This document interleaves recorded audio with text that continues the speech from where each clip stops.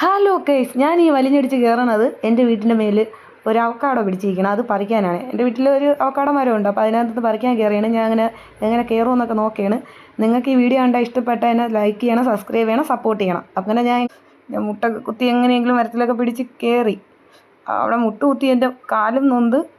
എന്നാലും ഞാൻ അതൊക്കെ സഹിച്ച് നിന്ന് ഞാൻ പറിക്കാൻ പോണ സാധനം എന്തിരുന്ന് വെച്ചാൽ അവക്കാടോ എന്ന് പറഞ്ഞാൽ എൻ്റെ വീട്ടിൻ്റെ മേൽ ഒരു മരമുണ്ട്.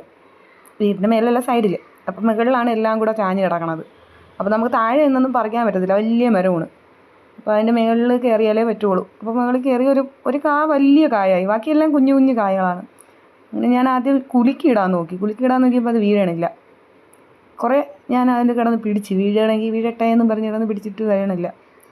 പിന്നെ ഞാൻ എന്ത് ചെയ്ത് വേറൊരു തോട്ടം ഉണ്ടാക്കിയാലോ എന്നൊരു പ്ലാൻ ചെയ്ത്. കാരണം വലിയ തോട്ടയാകുമ്പോൾ ഇങ്ങനെ കവറൊക്കെ ഇങ്ങനെ കിട്ടിയിട്ട് പറിക്കുമല്ലോ.